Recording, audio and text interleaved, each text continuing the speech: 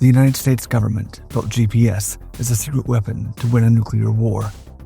Yet ever since, it's been forced to sit and watch as control of the technology has gradually slipped out of its hands and into everyone else's. It was never part of the plan, but now, GPS underpins virtually every critical system on which modern society depends. Power grids, financial networks, military operations, which makes it one of the world's most valuable targets. And America's adversaries have spent decades learning how to hit it. On the night of October 4th, 1957, two physicists at Johns Hopkins University found themselves doing something the United States hadn't expected to be doing quite so soon, listening to a Soviet satellite. Sputnik 1 had been in orbit for less than a day. As panic spread through Washington, William Guier and George Reifenbach sat quietly at their equipment and did what scientists do. They paid attention. The satellite beeped as it passed overhead, but as they listened, they noticed something. The frequency shifted, climbing as Sputnik approached, dropping as it moved away. A classic Doppler effect. The same reason the siren changes pitch as it passes you on the street. And then one of them asked the question that would change the world.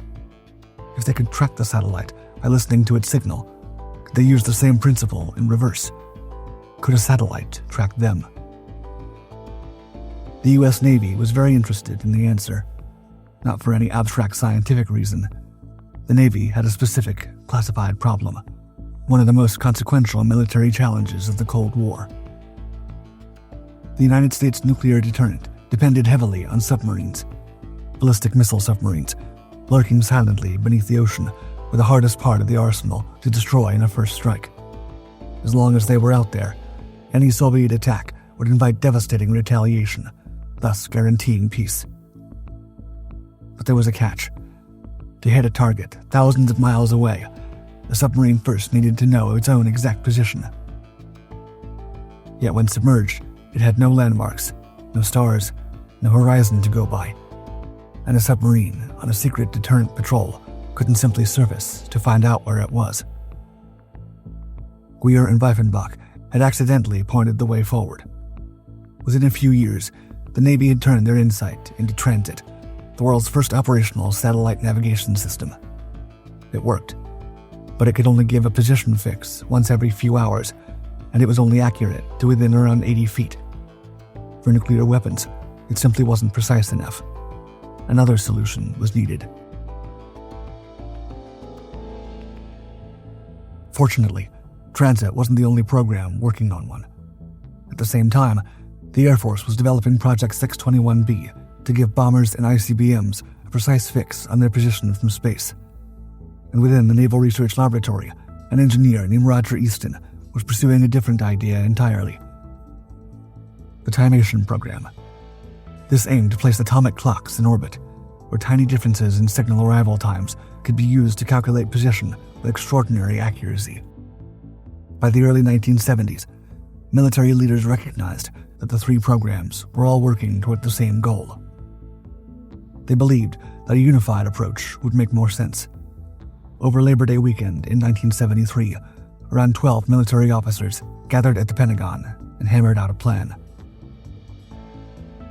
At the helm was Air Force Colonel Bradford Parkinson, a methodical and determined officer with a talent for making complex systems actually work.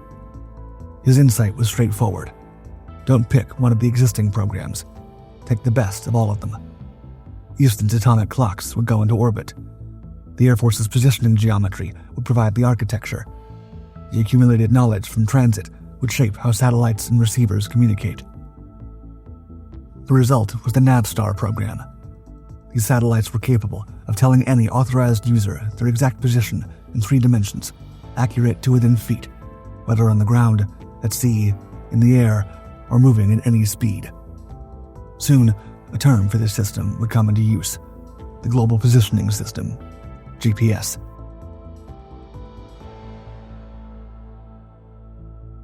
The first prototype Navstar GPS satellite was launched in February 1978, with more following over the coming years. The system was designed for one purpose and one purpose only: to give the United States military a decisive edge. and from 1980 onward, it would perform an additional role in national security. Every satellite would carry a secondary payload called the Nuclear Detonation Detection System, or NUDET.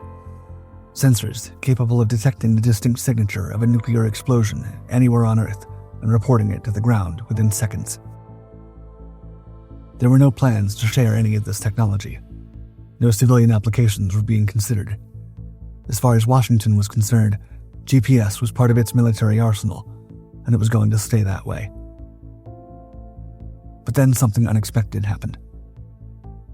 On September 1st, 1983, Korean Airlines Flight 007 took off from Anchorage, Alaska, bound for Seoul. All 269 people on board had no idea they were drifting off course. A navigational error had pushed the Boeing 747 into Soviet airspace.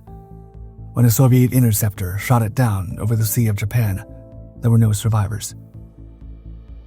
With the aim of preventing a repeat of such a tragedy, President Ronald Reagan made a decision that would quietly reshape the modern world. GPS was still under development, its military potential barely tested. But Reagan announced that once the system was complete, its signal would be made available to civilian aircraft of any nation, completely free of charge. Never again, he declared, should a flight stray off course for want of accurate navigation.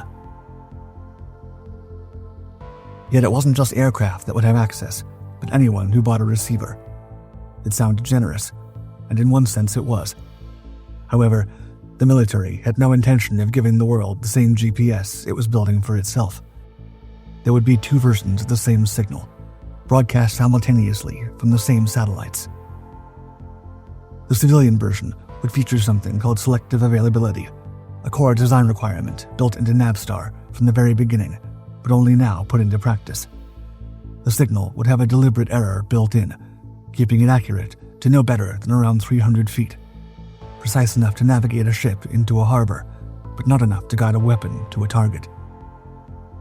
Nevertheless, this inferior version would soon unexpectedly find itself on the battlefield anyway. In August 1990, Iraqi dictator Saddam Hussein's invasion of Kuwait sparked the Gulf War. This was the first time that the US would have the chance to prove what its military GPS system could do. But almost immediately, it ran into a problem. Not with the technology's performance. That was as excellent as hoped. It was that there weren't enough receivers to go around. With a shortage of encrypted military units, soldiers started calling home, asking their families to mail them civilian GPS receivers, which anyone could walk into a store and buy. By the time ground forces moved into Kuwait for Operation Desert Storm, tens of thousands of commercial units were in the hands of American troops. However, this meant they would have to attempt to navigate a war on the degraded signal, the one deliberately hobbled to be useless for weapons guidance. The Pentagon faced an uncomfortable choice. If U.S. troops were to use their receivers effectively, it would need to switch off selective availability. Disabling the safety measure, so carefully built into the technology, would make military-standard GPS available to anyone in the world with a receiver, perhaps even the enemy. But sticking with the two-tier system meant leaving its own troops fighting with a blunted tool. A decision was made. Selective availability was switched off. It was undeniably a risk, but with the full signal now available, the results came quickly. US-led coalition forces moved through featureless desert at night, through sandstorms, without landmarks or road signs, crossing terrain the Iraqis had assumed was impassable. Tank crews swore by their receivers. Even the trucks delivering food to frontline units were GPS-equipped, finding soldiers dispersed across miles of empty dunes. With weapons, the technology proved even more devastating. Cruise missiles threaded through city streets. Precision-guided bombs landed within feet of their targets. It was a new kind of warfare that had simply not been possible before. In the end, the ground war lasted just 100 hours, and GPS had played no small part. Yet even in victory, something troubling had emerged. Iraqi forces had identified GPS's fundamental physical weakness. The satellites are 12,500 miles up. The signals they broadcast are extraordinarily weak. roughly equivalent to a 20-watt light bulb seen from that distance. By the time that signal reaches a receiver on the ground, it's so faint that a relatively simple device can flood the frequency with noise and blind it entirely. Iraqi forces had installed exactly these kind of jamming devices near potential targets. It hadn't been enough to turn the tide, but it had worked, at least partially. In its first combat outing, an adversary had found a crack in GPS's armor, and the lesson would not be forgotten. But for now, the Cold War was over. The Gulf War was won. In the optimistic years that followed, a vulnerability that required an adversary willing and able to exploit it felt to many like a theoretical concern. By the end of 1993, the full satellite constellation had reached initial operational capability. What followed was something the Pentagon had never anticipated: a massive explosion in civilian demand for GPS. By the middle of the decade, the commercial GPS market was already roughly 3 times the size of its military counterpart, and growing fast. Receivers were appearing in ships, aircraft, and the first consumer devices. An industry was taking shape around a system the military had built for nuclear war. Selective availability had been switched back on after the Gulf War, but now the pressure to disable it once more was building from every direction. The aviation industry wanted it gone. Shipping wanted it gone. Consumer technology companies wanted it gone. Even the United States allies were pushing for it. The artificial 300-foot error that had made perfect sense as a military precaution was becoming an obstacle to the commercial applications for which GPS was increasingly relied on. Soon, civilians took matters into their own hands. Private companies started building differential GPS services, ground-based correction systems that could effectively cancel out selective availability's error for subscribers. At the same time, the US military had developed the ability to jam GPS on a regional scale, meaning it no longer needed a global degradation switch to deny the system to enemies in a specific area. The case for keeping selective availability was collapsing from both ends. On May 1, 2000, President Bill Clinton signed the order switching it off permanently. Overnight, civilian GPS accuracy jumped from around 300 feet to around 16 feet. Receiver sales surged. New applications emerged almost daily. The US military had handed the world an invaluable tool, but it had also handed it the fragility it had experienced firsthand during the Gulf War, one that was now embedded in the infrastructure of modern civilization. By 2005, the military had found a way to stay one step ahead. The latest generation of satellites was encrypted with a new signal exclusively for military use known as M-code. Broadcasting at higher power than the civilian signal, and with anti-jamming technology built in at the hardware level, M-code was designed to keep working in environments where civilian GPS would be completely blind. Military GPS accuracy also widened considerably. Modern military receivers are accurate to around a foot, compared to around 16 feet for the best civilian systems. Yet there was a problem. Something had changed that no amount of military-grade encryption could fix. In the 21st century, commercial GPS was no longer just about navigation. It had become deeply embedded in the infrastructure of modern life. Power grids, financial networks, mobile communications, and commercial aviation. All vitally important to keep society running. All of it synchronized to the same civilian signal that M-code was designed to leave behind. What's more, the United States allies and partners who couldn't access M-code were fighting with civilian receivers.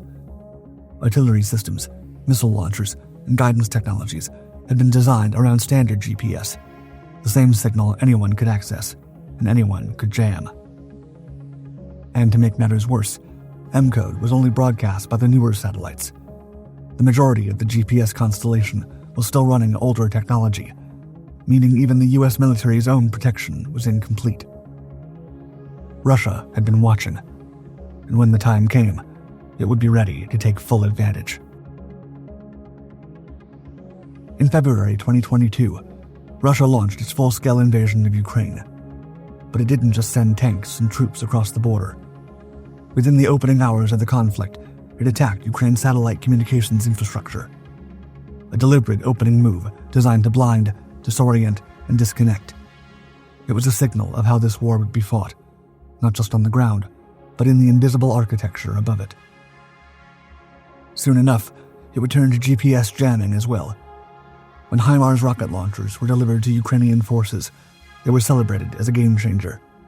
Precision weapons capable of hitting targets from 50 miles away. And initially, they were exactly that. But Russian electronic warfare units quickly identified a defense strategy. By flooding the GPS frequencies with noise, they could blind the guidance systems of weapons that had been designed around the civilian signal. The results were stark. Excalibur precision artillery shells, previously hitting their targets at a rate of around 70%, saw their accuracy collapse to roughly 6%. Reports came flooding in from the battlefield, claiming that HIMARS had become effectively useless. Yet the Russians had another trick up their sleeve, one that was even more difficult to defend against. Spoofing works by broadcasting counterfeit GPS signals, fake transmissions that overwhelm the real ones, and feed a receiver false coordinates. A jammed receiver knows something is wrong. A spoofed receiver has no idea. It simply believes what it's being told. The first publicly acknowledged civilian GPS spoofer was built in 2008 by Todd Humphreys, a researcher at the University of Texas at Austin, as a demonstration of how vulnerable the system was. Military officials were initially dismissive. The threat, they said, was manageable. They were wrong. By 2016, Russia was deploying spoofers around locations associated with President Putin's movements, widely believed to be a protection measure against drone assassination attempts. It was the first widely documented operational use of spoofing in the wild. Since then, it spread rapidly. In 2023, as conflict escalated in the Middle East, GPS around Israel began behaving strangely. Commercial aircraft found their navigation systems reporting impossible positions. In some cases, pilots reported their instruments placing them over the wrong country entirely. Even dating apps across the region showed users potential matches in enemy territory. Experts who studied the pattern believed they were seeing spoofing on a massive scale, likely deployed to defend against incoming missiles and drones from Hezbollah by feeding false coordinates to the guidance systems. The Israeli military has never confirmed the specific techniques used, stating only that GPS had been restricted in active combat zones. But the effect on civilian navigation was undeniable. In the weeks following U.S. and Israeli strikes on Iran in 2025, thousands of vessels transiting the Strait of Hormuz, one of the world's most critical shipping lanes, carrying around 20% of the world's oil, began experiencing catastrophic navigation failures. Supertankers appeared on the screens to be crossing airports. Cargo ships drifted through nuclear power plants. Container vessels circled over dry land. Iranian spoofers, believed to be broadcasting from towers or tethered balloons on the coast, were feeding false positions to every receiver in range. With 130 to 150 enormous vessels transiting the strait on any given day, ships that take miles to slow down. The result was chaos. Commercial shipping through the strait nearly ground to a halt. The most sophisticated navigation system ever built had been turned into a fog machine. The GPS constellation is aging.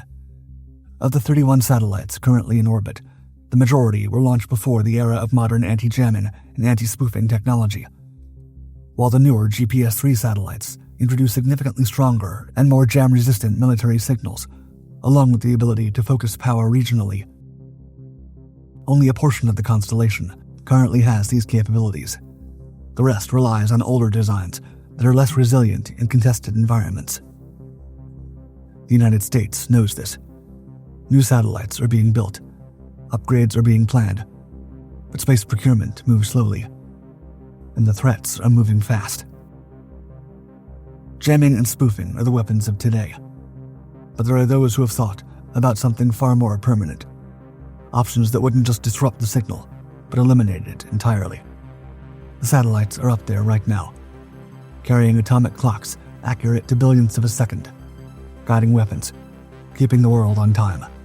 and quietly, on each one, the sensors listen for a nuclear flash. GPS is the weapon that became the world's infrastructure. The question now is who decides what happens to it next.